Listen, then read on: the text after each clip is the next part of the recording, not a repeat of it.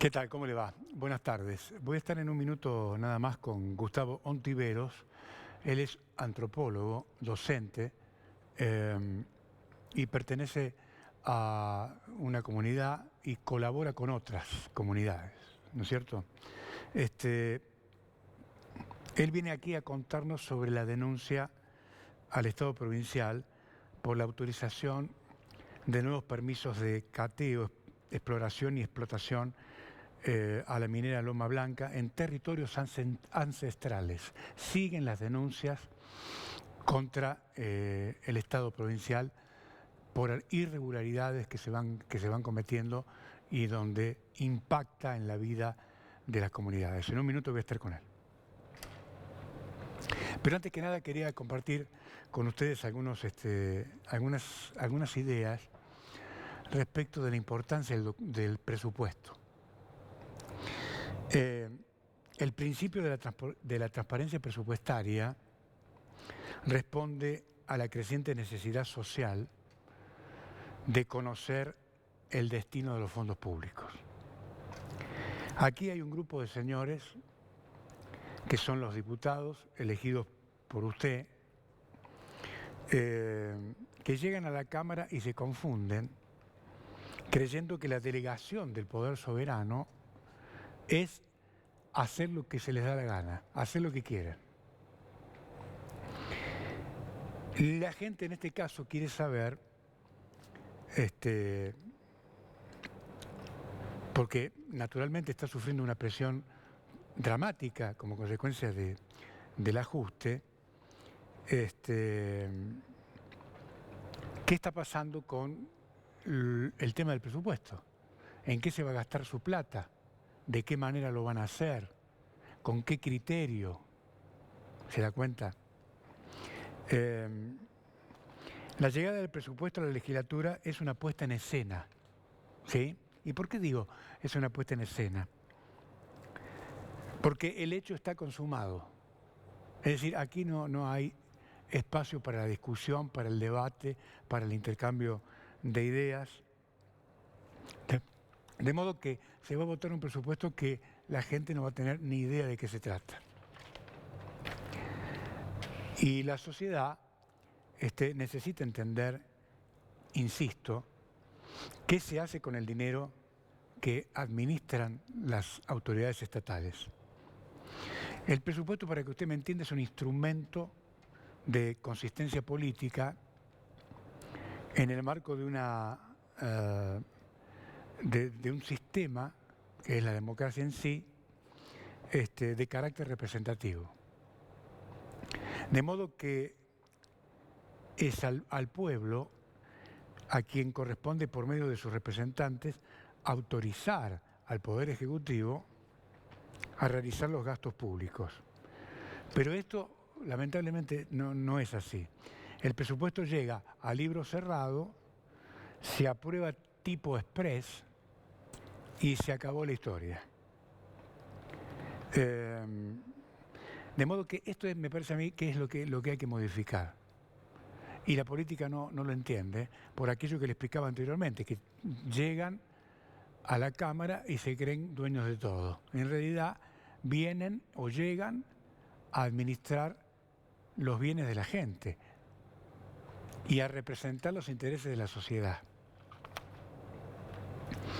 De modo que el gobierno debe entender que esta metodología aplicada es del pasado. Hoy la gente quiere saber de qué se trata, ¿sí? Y la política tiene la responsabilidad de cumplir con esa obligación. En un sistema representativo, cuando el presupuesto se trata, se analiza, se estudia profesionalmente, ahí es cuando las cosas funcionan, ¿sí? Pero si seguimos incentivando el secretismo, ¿verdad? Se profundiza la falta de transparencia y la credibilidad sigue lesionada en esta provincia. Y esto es lo que se tiene que erradicar. ¿Cuándo? La verdad no lo sé. Tal vez cuando haya un recambio en la Cámara de Diputados con personas responsables y que sean verdaderamente republicanos y que realmente no confundan los roles y que representen en serio a la sociedad. Esto hoy, créame, no pasa. El régimen republicano y democrático debe bregar para que los jujeños, en este caso, tengan conocimiento de los ingresos y los egresos de la provincia. Esto es muy importante, ¿sí? ¿A dónde van a recortar en educación? ¿Por qué cierran las escuelas? ¿Cuál ha sido el criterio? Si la provincia está segunda en el país en materia de femicidios, ¿qué es lo que van a hacer? ¿Cuánta plata van a invertir? ¿Cómo está la deuda? ¿Sí? ¿Estamos comprometidos? ¿Estamos holgados? Todo eso está en el presupuesto, ¿verdad? Y esto es lo que tiene que saber la sociedad. Mientras tanto, el gobierno se encierra. Todo lo contrario. Se encierra y promueve este secretismo que lo único que produce es más desconfianza. ¿Sí? Y la reconciliación entre la gente y los dirigentes, la brecha se amplía aún más. Por eso digo que anticipo lo que se viene. Un presupuesto con el intento de aprobarse a libro cerrado, tipo express, para que nada ni nadie se entere, salvo 4 o 5, los mismos personajes de siempre, que son quienes son la guardia pretoriana, si usted quiere, del secretismo que existe en este formato político que gobierna la provincia de Jujuy desde hace 9 años. De modo que, si usted me pregunta qué pasa con el presupuesto hoy, absolutamente toda una incertidumbre. Se lo dejo para que lo piense. Bueno, vamos a conversar entonces aquí con nuestro invitado, Gustavo Ontiveros. ¿Cómo le va, Gustavo? Ahora lo saludo. ¿Qué tal? Gracias por venir. A usted. Bueno, cuénteme, ¿de qué se tratan estas denuncias? Bueno, en la comunidad de Coyamboy, el distrito de Coranzulí, hay dos problemas con la minera Loba Blanca y con el Estado provincial. Uno de los problemas es la contaminación. Y el otro problema es el avance no solamente de esta empresa con anuencia del Estado, sino también la otorgación de nuevos permisos a otras mineras en territorios de la misma comunidad de Coyamboy. Y bueno, esto ha suscitado que la comunidad, miembros de la comunidad, autoridades vengan a esta ciudad el día de ayer a hacer una denuncia pública en principio y también comunicarle al Estado provincial, a sus distintas oficinas, entonces Secretaría de Minería y Secretaría de Pueblos Indígenas, al mismo gobernador y a la legislatura, para que se abstengan de entregar nuevas tierras a otras mineras y a la minera que está en ese lugar, y también para que tomen todas las medidas para que siga la contaminación en ese lugar. Contaminación del río, uno de los ríos principales, que es el Río Grande, y también la contaminación de toda la tierra a través de nubes de polvo contaminado que tira hacia el cielo la minera, ¿no? Y que produce olores terribles y consecuencias tanto para la salud de humanos como de los animales que crían los pastores que viven ahí cerca de la mina. Claro, ¿y esto viene sucediendo desde hace cuánto? Hace muchos años. Constantemente hay problemas, denuncias de los pastores del lugar, pero bueno, el Estado nunca se hizo un estudio serio. Hubieron intervenciones del Estado en el año 2014 y anteriores años, pero nunca se resolvió el problema de la contaminación. O sea que desde que asumió Morales hasta la fecha no pasó absolutamente nada. Nada. Digamos, el gobierno de Morales fue muy violento hacia no solamente esas comunidades, sino otras comunidades de la provincia, y produjo, entre otros, la división en el distrito de Coranzulí en dos comunidades, ¿no? Por eso hay dos comunidades en este momento, que es la comunidad de Coranzulí y la comunidad de Coyamboy. Originado también en estos problemas de tierra y en relación con la minera. O sea que hay una grieta ahí. Sí, lamentablemente se están dividiendo no solamente en ese lugar, sino en otros lugares de la provincia. Ahora, esta grieta provocada por el provocado por el propio Estado. Y que en vez de mediar, en vez de resolver los problemas, lo que hace es ahondar los problemas que tiene internos, los problemas que hay con las empresas como las mineras y algunos proyectos y bueno, utilizando la violencia como siempre. Ahora, los pastores que usted me decía que viven allí, está contaminado el río, está contaminada la tierra, ¿qué hacen? ¿Se tienen que ir? Y sobreviven, algunos se tienen que ir y otros sobreviven como pueden. Ajá. Y el temor de pastores que están un poco más alejados a la minera, como a 20 kilómetros, 15 kilómetros, es que empiecen a tener consecuencias directas de esa contaminación y del avance de esta minera o de otras mineras en el lugar. ¿Por qué deberían avanzar las mineras? Porque el gobierno de la provincia, a través de la Secretaría de Pueblos Indígenas, ha realizado ya una o dos reuniones con otras instituciones en Coranzulí, obligando prácticamente a las comunidades, a los miembros de las comunidades, de ambas comunidades, a decidir sobre sus territorios, sobre si obtener un título comunitario o si tener títulos individuales, e introduciendo por otro lado la idea de la minería en la zona. Es decir, ya los lugareños y las familias hay una cierta tensión ahí sobre la decisión del uso de las tierras. Entonces, a partir de ello ya avisoran los miembros de la comunidad de Coyamboy que se vienen más permisos mineros, la ampliación de la mina y más contaminación. Está muy bien. Esto está pasando en distintos sectores, ¿no? Sí, a lo largo de toda la provincia. De toda la provincia.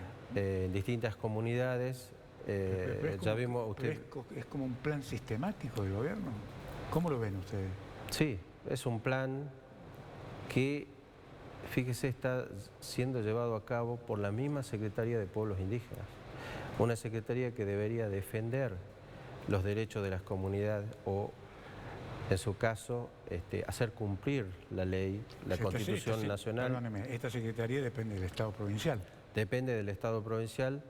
Fue creada para colaborar y asesorar al Estado provincial, pero por otro lado también fue creada para poder hacer, digamos, defender o hacer cumplir la ley, ¿no? En este caso, los derechos de los pueblos indígenas en la provincia de Jujuy. Está muy bien. Ahora, ¿usted cree que esto, qué expectativa tienen sobre el progreso de esta denuncia? En principio se hizo una comunicación al Estado. Sí. En esa comunicación también se dice al Estado, a las distintas oficinas, que en caso de no tomar acciones a favor de la no contaminación del lugar, de esos lugares, tanto del río como de las tierras cercanas a la explotación minera, se van a hacer denuncias civiles y penales. Entiendo. Usted asesora a varias comunidades, ¿no es cierto? Yo colaboro con muchas comunidades en toda la provincia de Jujuy de hace 20 años más o menos. Ahora, cuénteme el nivel de daño que ha visto a lo largo de todos estos años. El primer daño es el daño psicológico. Tenemos el caso de la comunidad de Caspalá, donde el Estado provincial ha ejercido una especie de terrorismo de Estado contra esas familias de la comunidad, del cual va a haber consecuencias no solamente actuales, sino a futuros. Por otro lado, las políticas violentas del gobierno de Morales han producido la división de comunidades, como en este caso en Coranzulí, en Piedra Negra, en los valles de Tilcara y en otros lugares, ¿no? Es decir, siempre lo que han hecho los gobiernos es tratar de dividir para poder introducir proyectos como los paneles solares, como la zona franca en la Quiaca Vieja, o como las mineras y las empresas de petróleo en el caso de los valles de Tilcara. Eso se ha llevado adelante con un nivel de violencia terrible, porque no solamente actúan las instituciones como la justicia, la policía o la Secretaría de Pueblos Indígenas de una manera, digamos, con los papeles o con la burocracia, sino lo hacen a través de métodos no recomendables para la democracia, ¿no? Les digo, lo repito, lo que pasó en Caspalá se replica mucho en otros lugares. En Caspalá hubo un enfrentamiento directo, pero en otras comunidades como en los valles de Tilcara, la comunidad, digamos, cedió un poco y trató de defenderse de otra manera, ¿no? Pero, digamos, no hay relación entre el poder que tiene el Estado y lo poco que pueden ofrecer de defensa de sus territorios y de su vida, en el sentido mayor, de las comunidades. O sea que esa gente en su intimidad, en vez de mirar al Estado como un amigo, lo ve como una amenaza, ¿no? Digamos... Claro, claro, el Estado que debería servirnos a todos y debería ser un instrumento para el bienestar de todos, de pronto se transforma en una amenaza al tratar de introducir una forma distinta de vida. Es decir, transformarlos a los pastores de la Puna o a los agricultores de la Quebrada en empleados, en asalariados, personas que dejen su autonomía y dependan de alguien, ¿no? Dependen de un patrón, de un jefe, de un gerente, dependan hasta del mismo Estado. El mismo Estado, en vez de prohijar la economía indígena, que es milenaria y que es exitosa, porque aún esos pastores hoy, esos agricultores, siguen viviendo de una forma de vida milenaria, adecuada a este siglo XXI, pero siguen viviendo de acuerdo a esos pensamientos. Ellos tienen derecho a vivir como viven y el Estado no tiene derecho a destruir esa vida, porque el Estado sobre todo no ha creado esa cultura y esa vida. Cuénteme esto, es decir, ¿cómo viven? Ellos viven, los pastores de la Puna viven de su ganado. Sí. Viven de su ganado, viven en sus tierras, tienen sus circuitos de pastaje, tienen sus interrelaciones con el pueblo, tienen sus interrelaciones con otras comunidades y mayormente no tienen problemas. Pero la introducción de los proyectos, como los mineros y otro tipo de proyectos, llevan una cierta tensión que no les deja vivir. En el caso de Coyamboy, la contaminación no les permite que ellos puedan criar sus ganados. Los que viven cerca no crían. Le dije el caso de un pastor que tuvo que irse del lugar porque no pudo criar sus llamas, porque la contaminación no permite que ellos vivan y que vivan tampoco sus animales. Ahora, dejando de lado la discrecionalidad, la demencia, ¿no?, de estos gobiernos poco entendibles, ¿cómo se puede lograr el equilibrio entre el progreso y las culturas milenarias? ¿Usted cree que es posible esto? Por supuesto, se puede convivir, pero hay que cumplir con la ley. Hay que cumplir con el convenio 169. El convenio 169 fue elaborado a partir de estudios de muchos años entre pueblos indígenas y el Estado, entre expertos en derechos indígenas y los mismos estados nacionales de todo el mundo, y por eso mismo existe el convenio. En la Argentina también hay un artículo 75, inciso 17, que está en la Constitución Nacional. Y hay leyes como la 23.302 y otras resoluciones y leyes que con ese cumplimiento se podría llevar adelante un equilibrado desarrollo considerando los derechos que tienen los pueblos indígenas y considerando también el derecho que tienen los estados a un desarrollo sobre todos sus territorios. Ahora, en toda la zona de influencia, que usted la conoce muy bien seguramente, ¿De qué arqueológicamente, estamos hablando de una región muy rica? Bueno, Jujuy Jujuy en general. es una provincia riquísima en restos arqueológicos. Cada comunidad tiene sus antigales, sus restos arqueológicos.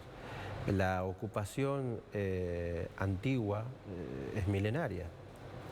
Y esos pueblos que viven ahí, esas comunidades, descienden de aquellos primeros ocupantes de la tierra en la provincia de Jujuy. Es decir, a cada paso hay un antigal, hay un resto arqueológico, de cualquier tipo. Fíjese que usted ha introducido este tema muy importante porque tendríamos que discutir lo que usted hablaba recién del presupuesto, tendríamos que discutir en ese presupuesto y en las políticas de Estado de la provincia de Jujuy qué nos traería mejor equilibrio y mejor vida y desarrollo a la provincia de Jujuy.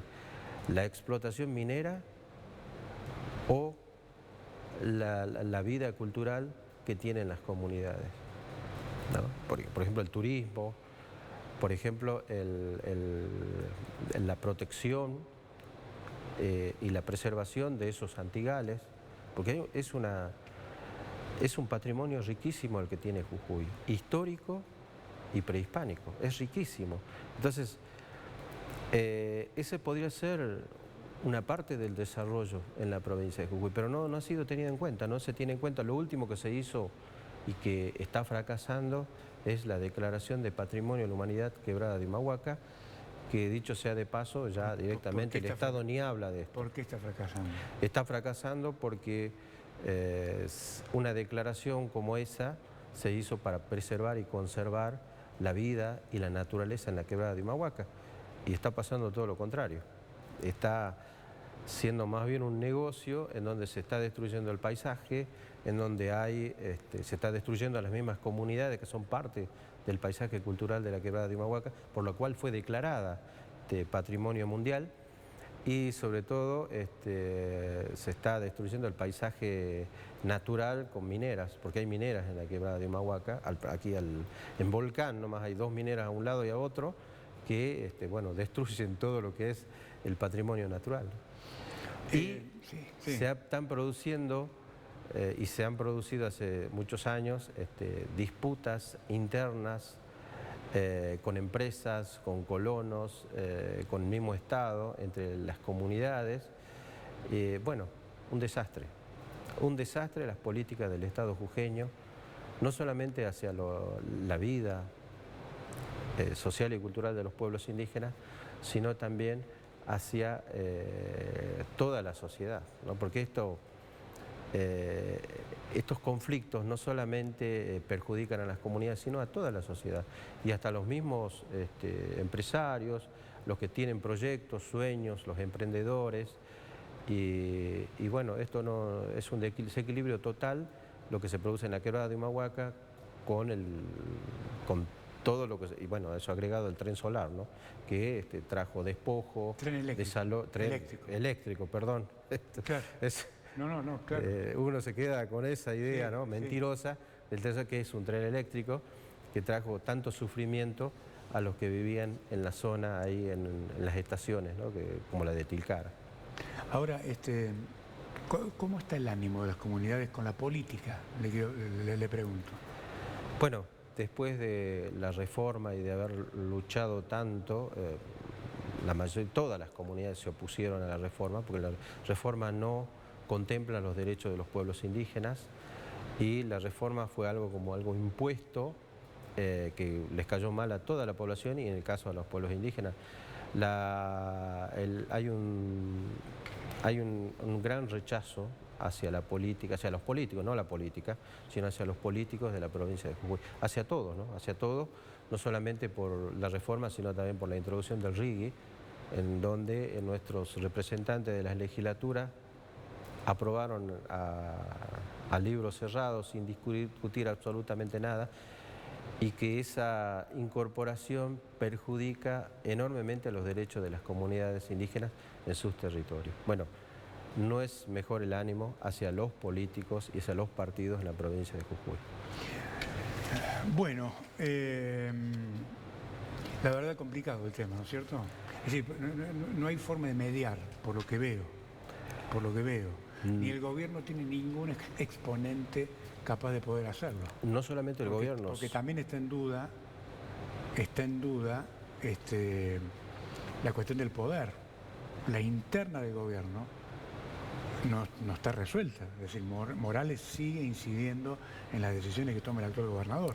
¿Esto lo saben las comunidades? Bueno, a medias, a medias.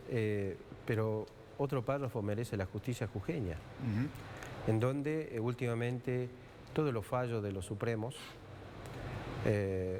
están saliendo en contra de las comunidades. Fíjese que una de las comunidades, que es Capalá, tuvo que recurrir a la justicia federal, porque recurrir a la justicia provincial es recurrir a jueces que en nada consideran la vida de los pueblos indígenas y los derechos.